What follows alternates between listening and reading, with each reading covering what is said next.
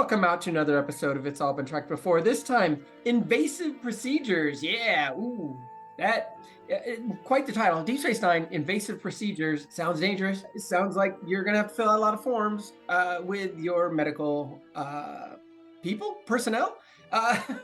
Speaking of personnel, become a Patreon member, patreon.com/IABD. And you'll get all the bonus stuff here. No invasive procedure involved, just a very small donation per month, and gets you all the goodies from this show, and you get to see our faces. You get our bonus episodes, and you also get a cornucopia of stuff from the It's All Been Done Radio Hour, the mothership. So get in there, get on board. Super cool, and hopefully you will get through this as we get you. Maybe we'll get you through an invasive procedure. This is Invasive Procedures on It's All Been Tracked. Welcome out to another episode of It's All Been Tracked Before. Your regular hosts are here. This is Steven. And Keith, and Medias Res. Is that how Medias Res? I can't remember that. Jimmy-Jerome. Yes, we actually can see Keith if you're on Patreon this week instead of the cartoon version of him. So we're here to talk Deep Space Nine Invasive Procedures, but Keith did not join us for the second and third parts of that trilogy. So first, we're going to give him a minute to tell us what he thought of The Circle and The Siege. Yeah. The Circle was, I think, fairly well-rounded. Yes, thank you. That was awful. It's like they had a good setup for things. I liked the political intrigue that was happening there. Second part, though, I just had trouble investing in the outcome. I mean, in the sense that I didn't really buy the stakes. You know, of course, I've seen past this point in DS9 before, but the fact is, at the beginning of season 2, we don't think that they're all just going to leave the station for good. You know, they're going to defeat the terrorists somehow, that kind of thing. Yeah. But fine. It was inspirational. I liked the bits with the main cast finding ways to stay there, or rather, declaring, oh yes, I'm going along with this plan to go slightly rogue. We're going to play this gray and just hang out and support these people that we care. Yeah, that was good actually. The Cisco making that announcement that he knows that they all care about these people that they've come to know, and they want to protect the place. I think I mentioned something similar during our review. Is I didn't feel like it was fully earned yet, but you didn't think it was fully. You didn't think it was earned yet. That they were that close together that they'd all give up their lot. The Bajorans would give up their lives and fight for them and stuff. I don't know. It just seemed like beginning of season 2 wasn't quite enough time for that loyalty to have been built yet. Well, I was thinking more about the crew, like the Starfleet crew themselves. I mean, I think they had a closer knit kind of relationship with what was happening there, with the things they were building. For the random people who happened to be in the station, perhaps not. I think they were properly inspired by the war hero. Yes, yeah, I know you know. Leonalis. Right. Yes, I think he made a good speech. I think they reacted reasonably appropriately, at least to the extent that they would probably feel the mob rule sort of pressure and shame to go along with what he's saying in that moment. Mm-hmm. To what extent they would all each be willing to follow through if it came down to actually like throwing themselves in front of a phaser fire or something. That's different, but they're gonna be rowdy enough to put up a good show. What about the siege? Did you like the conclusion, or did they kind of blur together for you? That was the siege, wasn't it? The siege was the end of the 3 parts. Oh, okay. Yeah, you're right. The Leonalis gives the speech in the siege. The title Invasive Procedures kind of confused me because I was thinking, Yeah. That's kind of funny. So that was the symbiont, wasn't it? Yes, we're going to talk about Invasive Procedures tonight. Oh, okay, right. Okay, Yes. You're counting as part of the trilogy. That does make sense because it is. Yeah, Invasive Procedures isn't part of the trilogy. The Siege and the Circle and the season premiere were the trilogy. Wait. Invasive Procedures is the TNG then, right? No, Invasive Procedures is the Dax episode, but that's not part of the trilogy. I understand now. Sorry. That's okay. Yeah, it was the Homecoming, the Circle, and the Siege were a 3-part story. I see. But, I mean, it felt like they were at least continuing on, again, the serialized nature of it. They were at least continuing on as though something had happened on the station at the beginning of the Dax episode. Yeah, there's yes. still, That makes sense. So yeah, there is a serial element to Deep Space Nine that's already apparent, which is nice and appreciated. So we ranked them Homecoming. That was episode 1 as the top episode so far, followed by The Siege, the third part. And then we put The Circle at the bottom. It did feel like they were kind of killing time. The Kira Gwenda Bajor seemed kind of... Yeah, you're right. I mean, I liked the alliance thing with the, the political villains sort of hooking up and so on, but there was some fun talk in that, but I think that's probably reasonable. Although, as I said, the Siege suffered for me simply because I just wasn't really buying I was like, okay, right, we can get this over with now. Thing. So, do you agree with that ranking? Oh, it's tough. As I said, yeah. Okay. Actually, I guess I suppose I don't. I mean, I think I put the Siege at the bottom. Really? That's just wow. Yeah. Below The Circle, huh? Now, when you said there weren't great stakes, is that because Quark's place was shut down during the episode? Perhaps. I was searching for a good joke myself. So. Oh my! There we go. I've been holding on to that for the last. Nice. That's nice. Nice. So yeah, so you'd still put the Homecoming as 1, but you'd switch The Circle and The Siege. I think so. It's hard for me to. Yeah. It's okay. Of course, I think the first two might be blurring together for me as well. That's the problem. Yeah. It's hard for that delineation. Sure. So let's do first impressions on this week's episode, Invasive Procedures. What is your first impression? I think it had a problem adhering to boundaries and stuff. Just kept pushing that envelope. No, God, that was awful too. As I say, it's just, it's I don't know. I mean, I guess my overall thing is that I do like furthering Trill lore. I'll say that much, and that was probably my favorite part of it. That actually is kind of where I landed, because I found myself, whether it's because it was, whatever, I'd had a couple drinks and it was, this was the first episode I watched and it was late on a Monday or whatever, but regardless. And I know it, and they actually eventually kind of got into it, because I'm like, wait a minute, am I understanding this? And they're like, well, as Trills move or whatever, symbionts move from one body to another, different things move them, and it's not always exactly the same. And I thought that was kind of my takeaway from the episode, more than a lot of the stuff. And then also I just thought, man, what a guest cast. Oh my God. I mean, I know we talked about John Glover and Tim Russ. I'm like, I know Tim Russ. And I'm like, okay, yeah, that is and then Megan Gallagher, we can get into her later, but she's like one of my favorite 90s, late 80s, early 90s actresses. And we can dig deeper into that later. But I was excited to see her as well. Definitely. I mean, I liked this episode. It did lack quite as much tension as the 3-parter, because now we've moved out of that story and back to story of the week type things. But I liked it. I thought the characters were well executed. The guest stars were well executed. And it was an interesting story, even if I had a problem with the logic in a few parts. So I would say overall, I liked the episode. And we'll get deeper into this too, but it was also like, somebody's taking over the station again. Didn't we just do this for 3 episodes? And also, but I mean, it did add a little bit to Quark, because at first I'm like, because we've had this conversation in season 1, a couple episodes, like, oh man, I don't know if I like this guy. But then they always have him kind of try and come around, It was very much to go all the way back to TOS, very much I'm taking over the Enterprise and you guys are going to deal with it, blah, blah, blah. But we'll get deeper into that. So I think I liked it. I can't say I loved it, but I definitely was. I was there for it. I was there. I was there, sitting in front of my TV the entire 45 minutes. No, I was at least captivated, for lack of a better term. Yeah, because you're taking hostages. Well, anyway, I was checked before. Just a quick comment. I'm guessing what Jimmy was about to say, and I think I agree. It makes sense that something like that would happen right now when they're vulnerable. If you're serializing things, if somebody. Maybe it's coincidental. Maybe this is part of the plan, but I think they wouldn't want to pass up that sort of opportunity if they had a plan like this. Yeah, no, absolutely. I think the timing was not coincidental. I think it was planned. I do think, and talk about mother of all coincidences, to break the fourth wall for a second. Tomorrow's podcast that's coming onto our feed is the Tim Russ guest starring in The Next Generation, where he hijacks the spaceship. So they cast Tim Russ in a similar type story, only it was Picard doing Die Hard, whereas this is Sisko not quite doing Die Hard. That would have been my alternate episode to do the Die Hard version of this. But it's funny that Tim Russ, we're recording this right before Starship Mine goes live.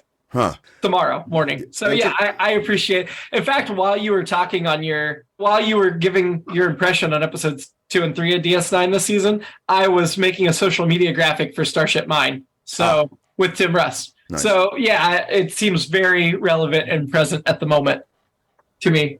I think I mentioned this last week, but every time we say Starship Mine, I think of Enemy Mine. Same. Even though I know it's not. Yeah. I don't know that, but now I do, I guess. You saw Enemy Mine when you reviewed it. No, I keep forgetting because it's so many things anymore. It's just... Keith, I know you hate spoilers, but when we know you've seen it, I don't feel like it's a spoiler. We begin with the plasma storm, which looked cool, and I think that's where all their budget for the episode went, was the plasma storm outside the space station. They mentioned there's an evacuation, and they're just keeping a skeleton crew, but it does feel a little too coincidentally that it's the entire main cast except for Jake. The Quark stretch is fine, but there were no other Bajoran officers that stayed. There were no other Starfleet officers that stayed. Just our lead characters, probably to save budget. And then Quark, of course, had a reason to stay, which feels very shoehorned in. Let's make sure all of our leads are the ones that are here. They mentioned the Orinoco is prepped and ready at Pad C, and I know we talked about they're all named, the runabouts are all named after rivers, and I obviously forgot that because wait a minute, what is Orinoco? Oh yeah, it's a river. It's an I Enya always song. think of Orinoco Flow, by Enya. Yeah, that's what I always think of, which I feel like was around this time, maybe a little before this. They must have had plenty of time to evacuate though, because last week it took last week it took 3 runabouts and they couldn't empty the whole station, but this time 2 runabouts are gone and the station's emptied, so they must have made a few trips and got this well done ahead of time. As the station's coming there, O'Brien's like, don't worry about this, station's built to last. Or O'Brien doesn't say it, but somebody says the station's built to last. And I'm like, that's not what O'Brien said last season, because last season everything was always falling apart. Kira says, I'll say one thing for the Cardassians, they built this place to last. Also, I see. Orinoco Flow was 1988. Sail away, sail away. Yeah. But that just struck me as funny because we spent so much time talking about what a crap hole it was. Now they're like, no, it was built to last. Well, maybe the exterior. I guess you could say that. That makes sense, but they did not specify. Quark, they think Quark stayed just to protect his gold, which makes sense within the character. I mean, obviously we know there's something else going on because he's just laying it on too thick about his, my brother this and my brother that. And we find out O'Brien has 2 brothers, which is a cool little factoid, even though I don't think it matters. I don't think we ever meet either one of them. But still, that Quark laying it on about Rom, you're like, he's up to something if he's going to start laying it on about Rom. Well, I was going to say, 2 brothers both have mustaches. Do they really? No, yes, in my brain they do. Gotcha. Because of right, they look just like you, but with mustaches. You played them. Yeah. Amazing.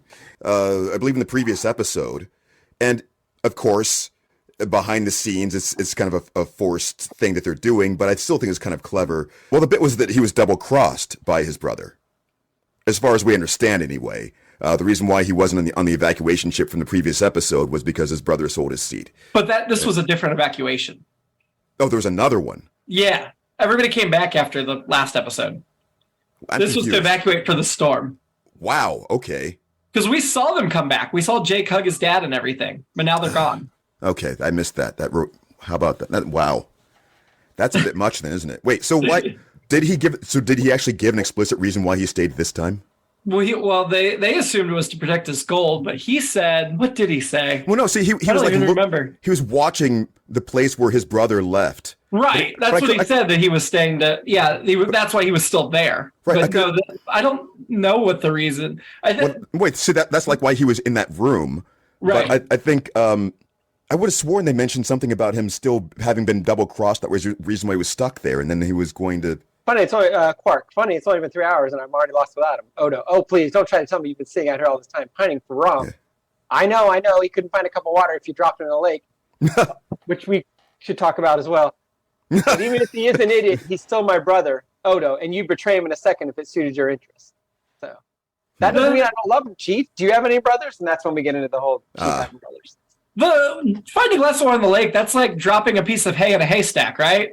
So of course you couldn't find it. Well, it's a cup though, as opposed to and this is my, and maybe it's the universal translator thing, but I was just curious if Ferengi's other worlds called them lakes.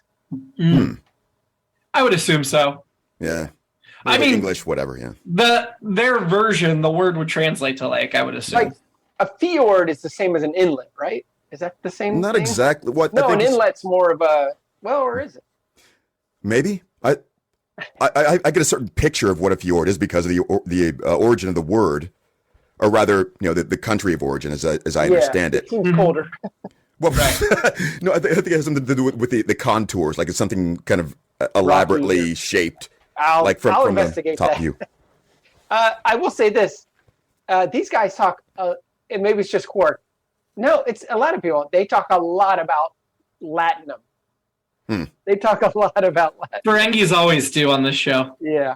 So, and I just realized Latinum is just platinum without a P. Yeah. Oh my God. Mm-hmm. Wow. I didn't even. I didn't even think. Me either. I just didn't really think. We've been doing this for months, really. Oh my God. Oh man. So as we end the cold open, we're going into obviously we don't know what Quark left in the docking ring, and that's the big mystery. Although it's solved relatively early in the episode, so it wasn't left hanging too long. We come back from the opening credits, and there's a ship in trouble, and Sisko's first move is to transport the people off of it. Why is the first move not the tractor beam? Why abandon the ship first? Do you want to get the people safe and then you're going to tractor beam it in?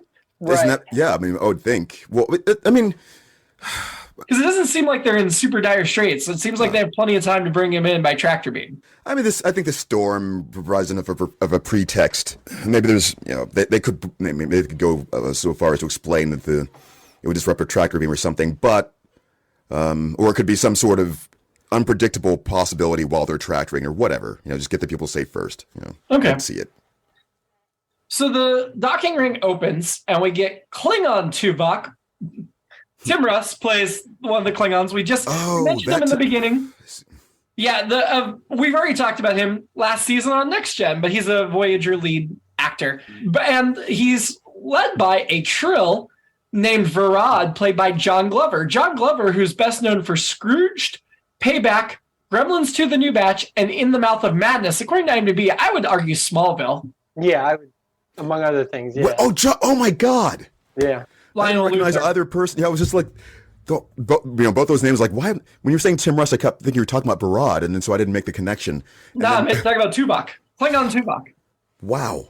John Glover, love him. He's got a ton of credits. Most recently, been on Fear the Walking Dead and Evil and Lucifer and The Good Fight. I keep thinking John Glover's dead. I think that's because Lionel Luthor's dead. Lionel Luthor's dead. John Glover is alive and well. Last, as far as I know. That makes me happy. I love John Glover. He's so great. Yeah. He's been nominated for a ton of Emmys. Hasn't won one, which is kind of a crime, in my opinion, because he's wonderful. Yeah. Maybe it's because he was younger here. Maybe it's because no facial here. But I did not make the connection at all. I kept thinking, he looks familiar. And I kept thinking of who I thought he was. But now that you say, wow. Well, and he's like in his late 40s here, but he looks like he's in his early late 30s to me. Yeah. He's got a very young face shaved. By the way, just to go back to our fjord conversation, we were all correct. A fjord is an inlet. It's a narrow inlet with steep slides or cliffs created by a glacier. So we were all right. So it is cold in a way.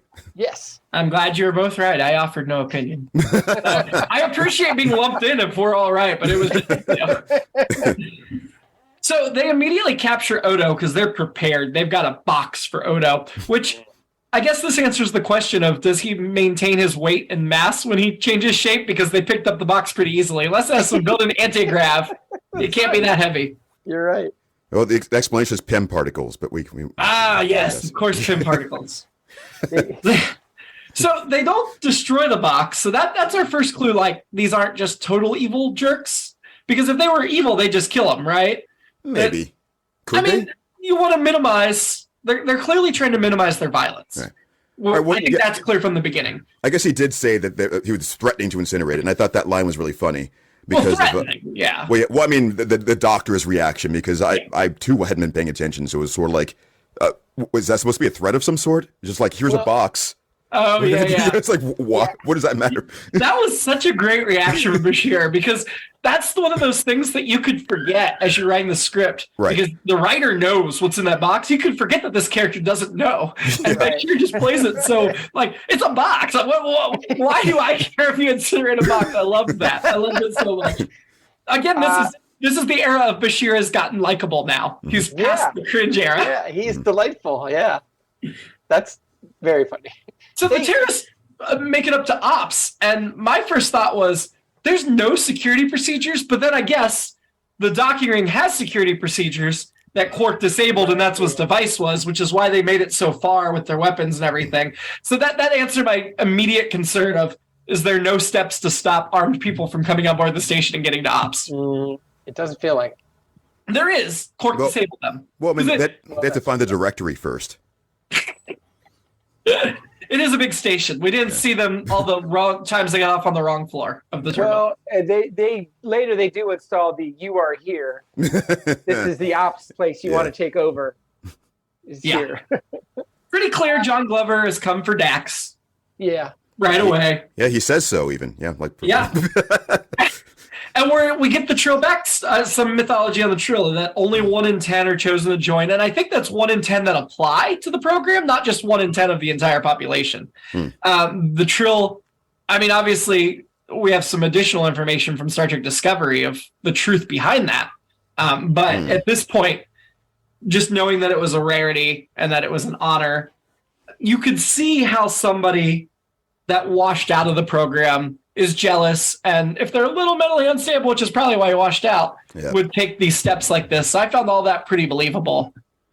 Since you mentioned that, I thought it was kind of funny that no one called him on that, or I guess they thought better of using that as a possible reason. Like, what you're doing right now is an example of why you weren't chosen.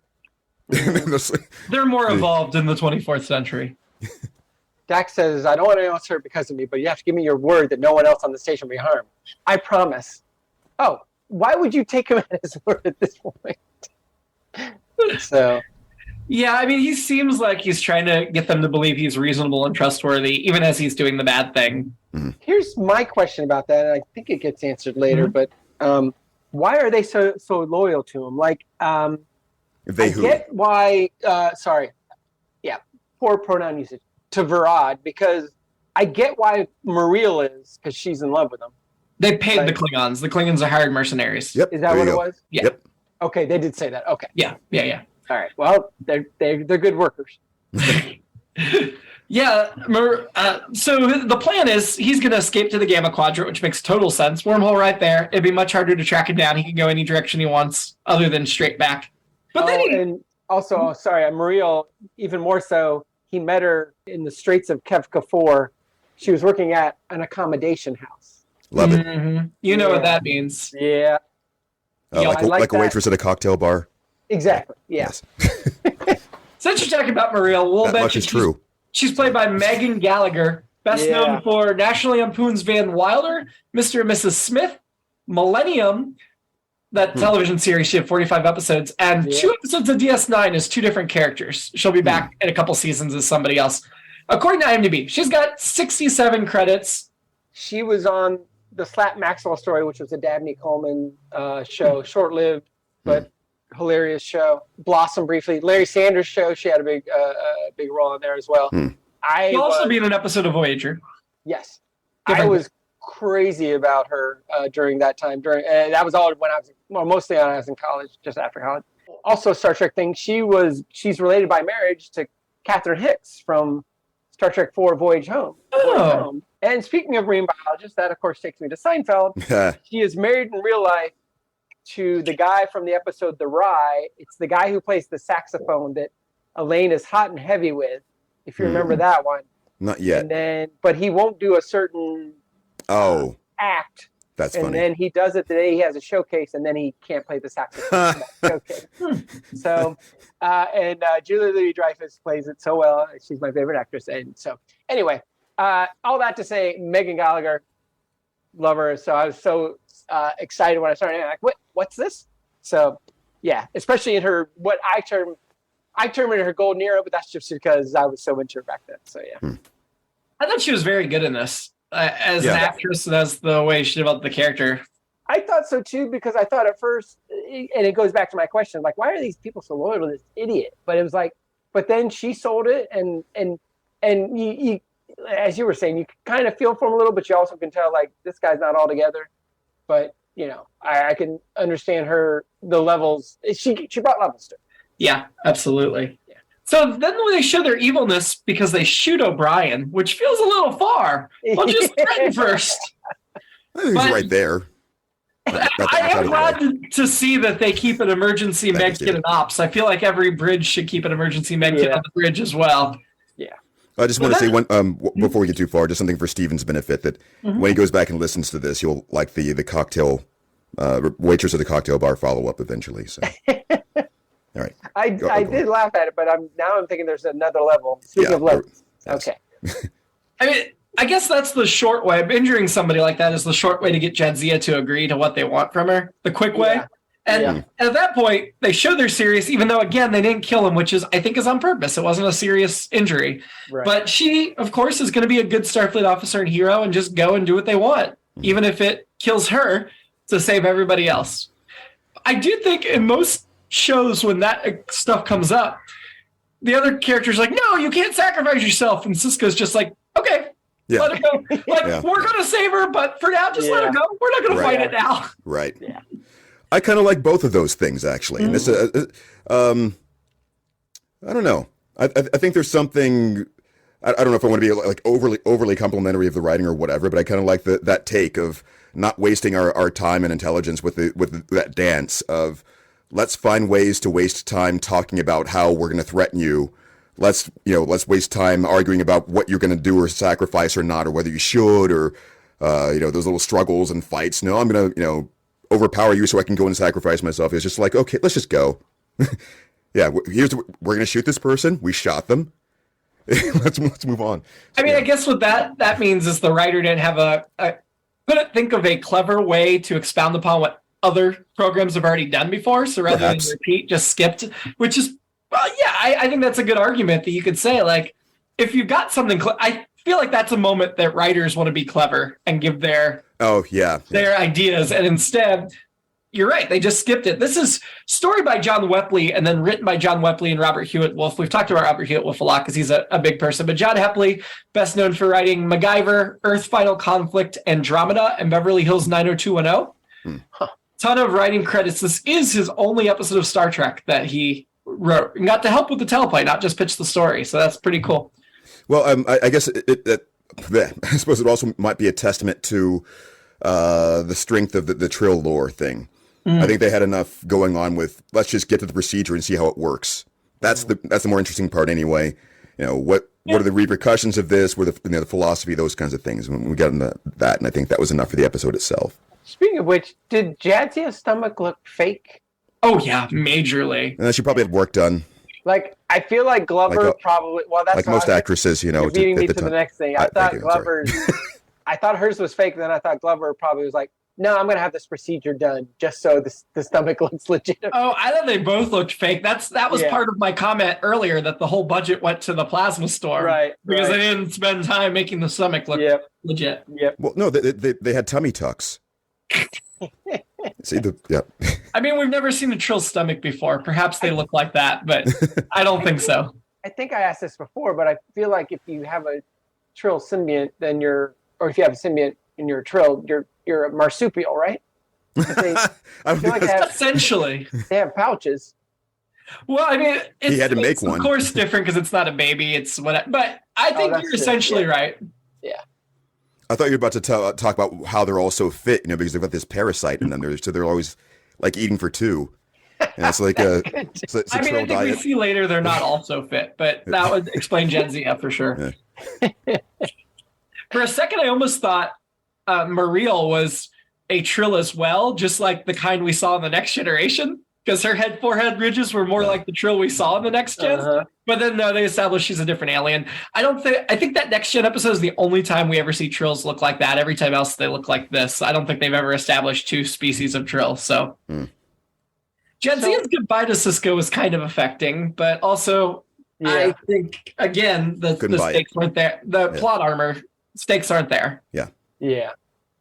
Well, and then when she's coming out of it and talking to Bashir, and he's like, I was here, blah, blah. She says, I've never felt so empty. And then I think she says even more, like, I feel so alone. So it feels like, and I guess it is, but I think I'm giving it a negative, maybe even pejorative sense, which is it's codependency, right? I mean, it's literally codependency. Well, they merge into one personality. So you take 8/9 of your personality or 7/8 of your personality away. I think that feels, because they talk about she can access the other host to a certain extent, their memories and feelings and stuff. I guess it's like when I get a haircut.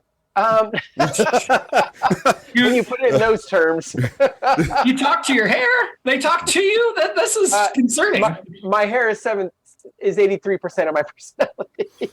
Actually, I think I just thought of an analogy. Let's say, this day of age of social media and so forth, it's like uninstalling social media. Like you're off Facebook and suddenly. Even more so, though. Right. Yeah. Well, I mean, maybe you live in a house with a family of 8, and now everybody else moves out, and you're on your own. That too. Yeah, and in my brain, I was thinking, well, she just got this, but no, she's had it for a while. Couple of years. Rod's the one who just switched over. Couple of years. Yeah. I did bother me as she wakes up. We've got Bashir stroking her face, caressing her face like they're lovers. That was the one annoying part of the Bashir, because they're not that close, right? Right. That did feel a little too unearned as far as that. It was the tenderness felt more romantic than platonic there. Yeah, it did.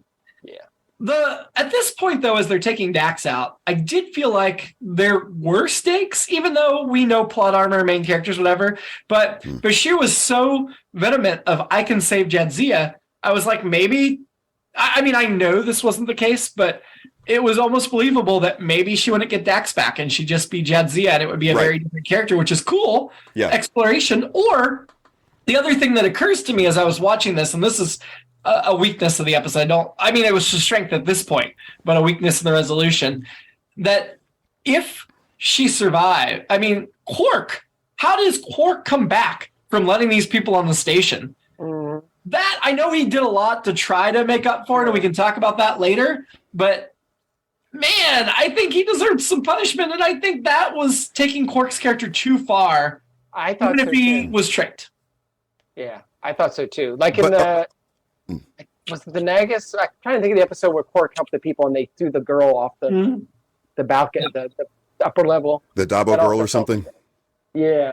All right, so that's something I missed. I missed the explanation of what exactly Quark did and what he thought he was doing at the time. He disabled security so they could come on the station and bring their weapons and everything, but he thought they were coming to make a trade. But he disabled so they could bring their weapons and stuff. I feel like, So he expected them to have weapons with them when they came in. Otherwise, why disable the security, right? Because they could just come on and make a legal trade with him. All right, so there are a couple of factors. What all does disabling security entail? What was it stopping them from doing? And secondly, what did he think he was trading? Did he think that he needed to have absolute secrecy to do it? Was it something that he would have gotten in trouble for if they'd known that he was trading it? That kind of thing. I don't remember what he was trading, but I assume it was an illegal trade. Right. But at the same time, the weapons, maybe they had said, like, if you don't let us come armed, we won't trade with you. And he was willing to take the risk. That wasn't clear. That was a little murky. Right. Still, I feel like, the security measures that prevent you from coming armed and bringing your weapons, they should have still been in force. But, do they have that? Yeah, that's what they talked about. Okay, that's what I missed then. See, because, it seems like people would be on the station armed all the time anyway. So, So back in Ops, they try to overpower their captors. Mariel just is not a good hostage taker, right? She gets so close and lets them get into a hand-to-hand with her. Like, she runs with them holding the phaser, but, like, starts fighting hand-to-hand. It was too easy for them to engage in that combat. She's not a Klingon mercenary for hire. She's just a woman in love. But even the Klingons got a little too close, although they probably wanted the hand-to-hand combat because, glory and all that. They talk about joining a Trill as like a rebirth, and I thought, again, this is a John Glover praise. Like, he came off as a totally different person after the joining. He pulled it off of, oh, now I have this confidence and stuff. And even though he said he was going to get it, like, it feels not like I guess not totally different. Very different, but still an element of him in it, which is cool. Yeah, it was similar to TOS, some TOS episodes where different people entered Kirk's body or whoever's body. I thought this was more nuanced, which also points to those not being good episodes of TOS and being later seasons, the third season thing. But, I thought you were going to mention Red Kryptonite. oh, yeah. I mean, while we're talking Smallville, you might as well. Yeah. Yeah. I thought Quark's big pain was hilarious. That was really good. And the whole over-telegraph thing still made me giggle where Bashir's like, there's nothing wrong. Quark's like, oh, yeah, but there might be. Let me do further scans. Anybody paying attention should have realized what happened. At the same time, it was such a funny bit that I was there for it. I mean, and the Klingon's worried about other things. He doesn't care about the stupid ear. Nah. The whole infirmary fight, all that stuff, everything with the Klingon in the infirmary, that was Yito, played by Steve Rankin, best known for Men in Black, Blue Streak, Pearl Harbor, and LA Confidential. A lot of guest star, 89 credits, but a lot of guest star roles, similar to the other actors we've talked about that, that not like totally famous on their own, but a working actor. He also was in 2 episodes of Star Trek Enterprise as Colonel Green, which, if you remember your Star Trek history, Colonel Green was a World War III colonel, right? Original series? From Savage Curtain, yeah. Yeah, we saw Colonel Green. So he plays, the guy that plays Klingon plays Colonel Green in 2 episodes of Enterprise. Right. Voyager, he's got an episode as somebody, and then he's a Cardassian in another episode of DS9. So 4 different Trek characters for him. Or he was a Cardassian last season on DS9. I'm sorry. We already saw that episode of him on DS9 because he's credited for, season 1 was Emissary. He was in the pilot of DS9 as a Cardassian officer. Oh, wow. Interesting. Yeah, I liked the banter. I liked Bashir getting him to cooperate. I believed that he didn't want to cooperate, but wasn't worth it to fight it any longer. When John Glover, Varad, comes back on the bridge, or the ops, as Varad Dax, it makes sense how he's so friendly with Sisko. For a second, I was like, why is Sisko being so friendly back? And I get that it's partially playing him because, this guy's acting friendly, so let's get him to trust me so I can act. But I think obviously the other part of it is trying to appeal to the Dax part of Varad, that maybe Dax could override Varad's will because Sisko's been friend with Dax through 2 hosts. So maybe if he could override, if the Dax basically took control, they merge into one personality. But the Dax wouldn't want to steal Dax from Jadzia. So I think he was trying to hope for that. And so it was kind of a complex ploy. And I kind of like the way it was executed. Same. And then he tells him friendship's over, which I guess is part of the same thing of like Gambit of like, you value me. Well, you don't have me if you're not going to fix this. Yep. A great minute where Muriel offers O'Brien broth and he refuses and then accepts. I liked that. I don't know. It was just fun. Then after Sisko realizes he can't get through to Varad, he works on Muriel, trying to convince her to turn, which is a total original series Gambit. But again, I thought it worked in this instance because she was clearly the weak link in the chain, and he could just play up the doubt she already has. Yeah, the moment where she hugs him and he's got that look on his face like, whatever. I'm not into this anymore. Yeah. Yeah, I identified with that strongly as both characters. This hurts. Do you think Varad ever intended to take her? Because I don't. I don't either. I don't think it was just the change in personality. I think that was always the plan, is he was going to ditch her. I completely Right. No, why would he need her in particular? I forgot what her role was exactly. I'm not sure that he needed her in particular, but you got somebody loyal to you. It doesn't hurt to have a 4th person along on the mission. Yeah, I guess. And obviously he wasn't confident enough before to blow her off, so... yeah, that too. But yeah, I don't think he ever planned to take her. I don't know. All right. I think that's reasonable, but at the same time, I can also consider the perspective. So we got this guy, excessively ordinary guy by his own estimation. He goes to a brothel, essentially seduces someone away through whatever means, and this is probably like a trophy to him. He probably believes he's actually in love with her. He thinks he's going to improve himself and be the perfect person, and this is going to be their essential happily ever after. I mean, it seems like it would be part of that romance for him. It reminds me, just because I have to, it's my role on the show, is the Seinfeld episode where Bob Odenkirk, Elaine's dating him, and she's trying to support him through medical school. Mm-hmm. It's the episode where George can't have sex with his girlfriends, and all of a sudden he becomes very smart. Right. But right. So Elaine's like, well, I'm going to stop having sex with my boyfriend so he can pass the MCAT or the medical bar or whatever. I should know. I'm getting dumber, apparently.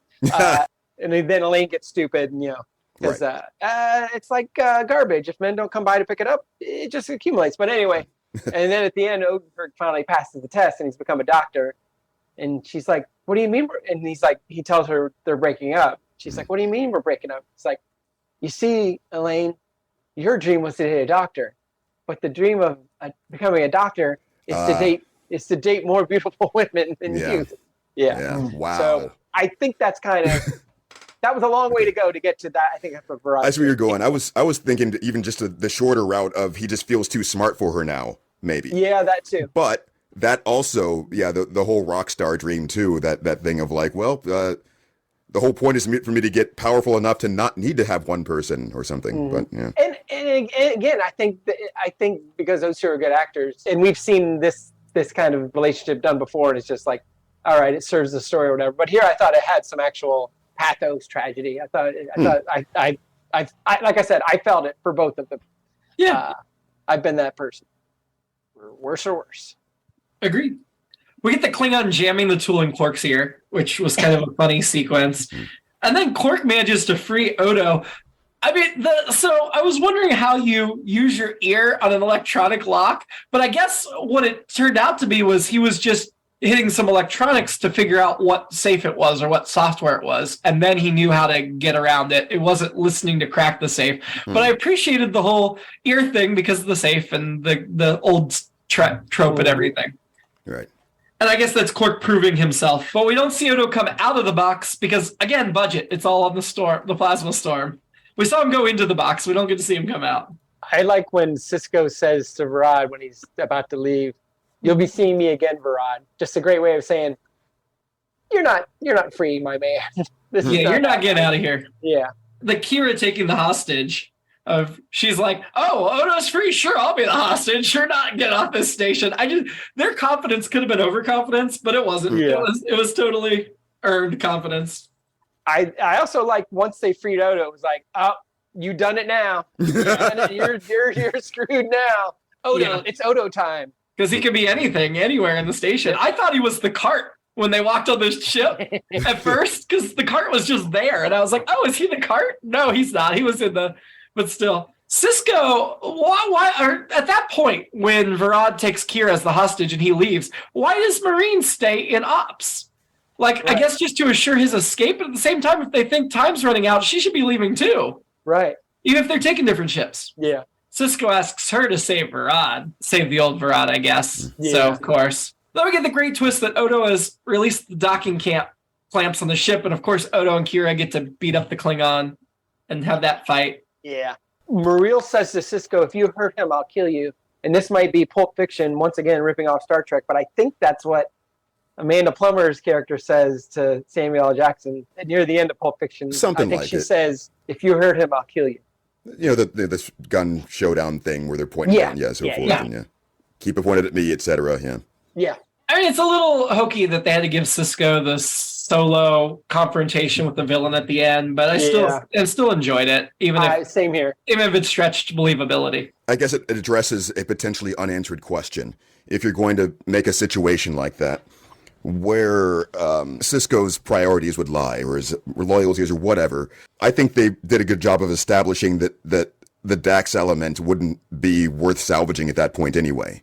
Mm-hmm. He said you wouldn't risk doing this. Well, if Dax is going to do this, what would be the point of letting him go? So I would say, I mean, obviously they're trying to preserve a life, right? The life of Dax, who's got all this experience.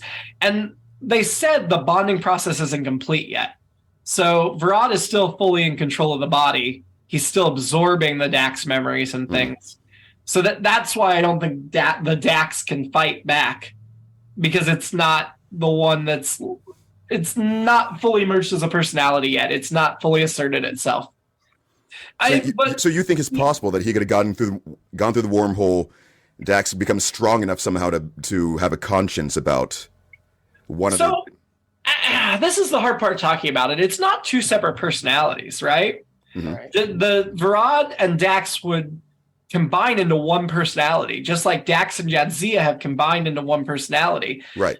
But at the moment, they're not fully combined. They're still even though they started to combine, they're still separate enough that personality hasn't made itself through yet. I could see Varad Dax being a personality that might come back, although when we get some Dax backstory, not all the Daxes have necessarily been as good. Right. So, yeah, what Varad Dax would be, I don't think we know, because we'd have to see how they merge and what elements play a part. Right. Well, so there are two factors I thought of just then when you were saying that. I think ethically, they're not supposed to consider their past lives as significant in that sense. Like, it wouldn't make sense for him to try to avenge Jadzia in that sense. This is just something that happens. They all die for any number of reasons, supposedly, right? So there's that. But not usually through hostile means. I mean, he seems like he's been working in dangerous professions of some sort, Yeah. But and even just pragmatically, that other personality bonds with him. They're sort of like he's now going to be more inclined to look after this new host's interests anyway, right? If he even thinks of it that way, it's just, as you said, they're merged, and so his new life is just being on the run. So. Well, we don't know if Dax. I mean, we're describing Dax in male. I don't think Dax has a gender. Yes. Yeah. Or at least it's not clear if the symbionts have a gender. Siska sure waits a while to shoot, though, and I guess that's probably because of the danger to the symbiont and not wanting to hurt Dax, and it is a risk to shoot even on stun. So you made me think about it just now, and I think it's because we've seen sort of like we've seen Cisco referring to Dax as the old man all the time, and then also now he's in a new male host, so sort of like evened out as him being. Yeah, Dax has had both male and female hosts in the past. Right. So we'll eventually get to see all the hosts, get the rundown on all the hosts. Right. But we're not there yet. Right. I'm just going more for like I was examining my perception as to why I even thought he instead of like. Yeah. Once he leaves, Jadzia still has memories from him, because even though they didn't fully merge, they merged enough that there was some transfer, obviously, because Varad knew Dax things, so Jadzia knows Varad things at the end of that. That's worse than rape, right? Like, that is because you're left with the memory of that person. Like, you can't escape that. That's not something you can get over and forget. That's like a major invasive procedure, if you will. They did it. That is a horrible after effect of what happened, that she's always going to have his memory, at least the memories of that time and stuff as well. That's pretty horrifying to me, to not be able to get that out of your head. No, that is correct. I don't know if I could make that comparison, though, directly. I mean, I suppose there are some sort of metaphorical similarities, but that makes more sense, because the way I took it was your symbiont was always there. It was always there inside you. But that makes more sense, and is. Ugh. Well, I mean, I thought you were leading up to the fact that they had explicitly mentioned that he couldn't remember anything, or that it hadn't been long enough for him to retain any of what he had retain the Dax memories. Yes. Yeah, he would have remembered his own experience going through it, but yeah. So he remembered enough to understand what he could no longer remember. Yes. So Varad needed a Vulcan to say remember, and Dax needed a Vulcan to say forget. Yeah.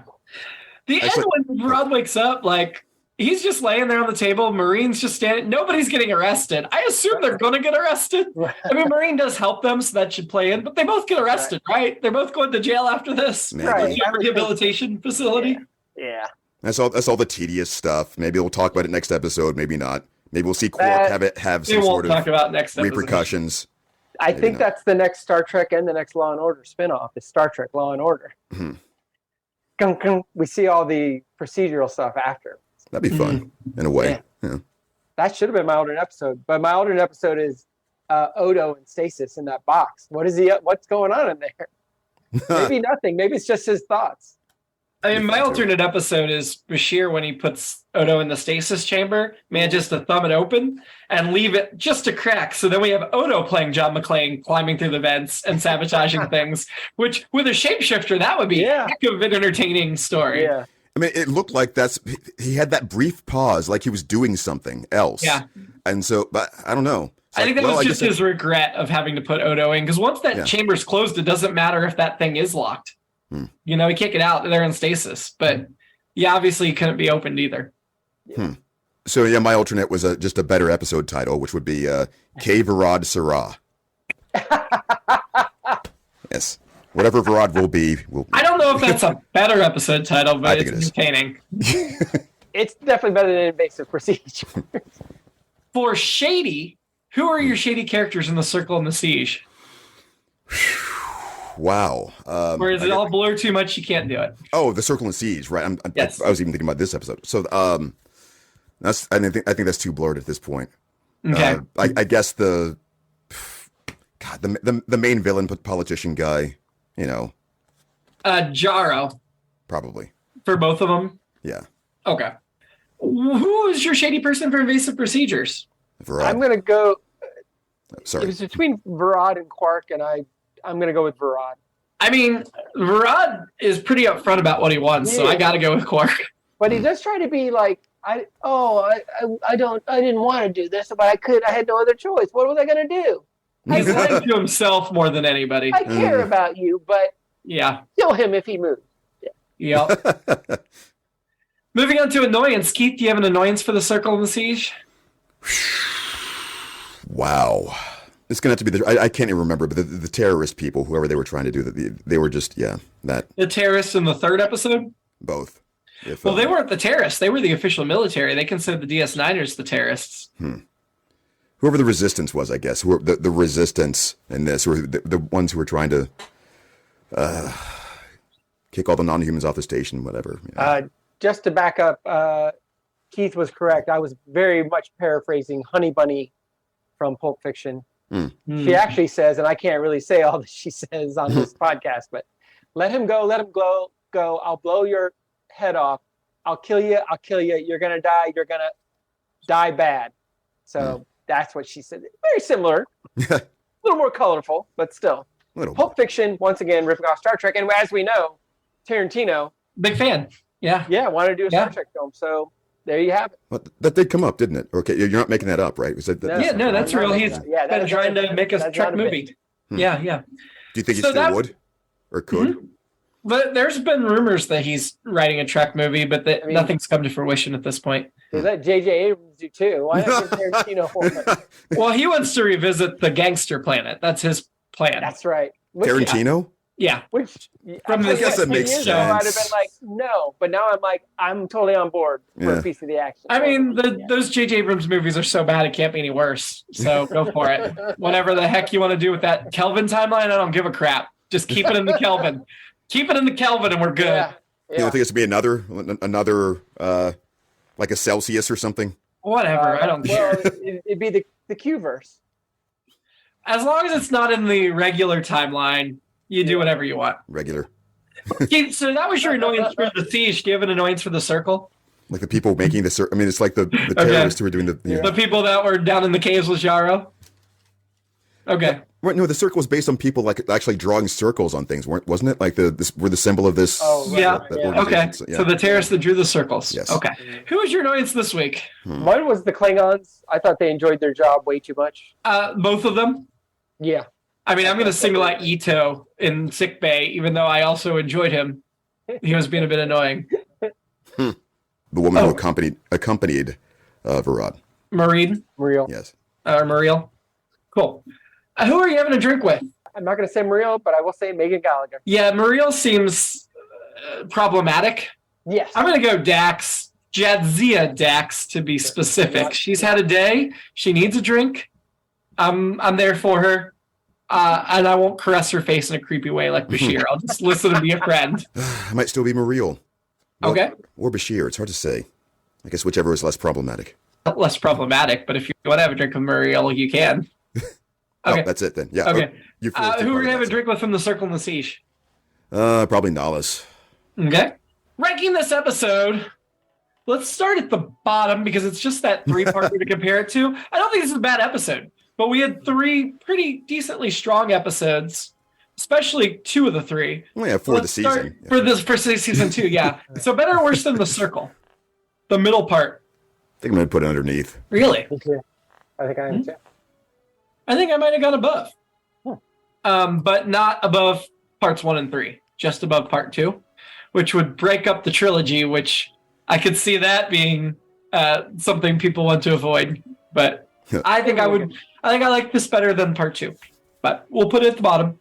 Next week, Star Trek The Next Generation. Phantasm's Data deals with his new ability to experience nightmares as the Enterprise deals with the installation of a new warp core that won't work as expected. Until then, live long. And know that it's not easy being Trill and Prosper. Yeah. But whatever will be, will be.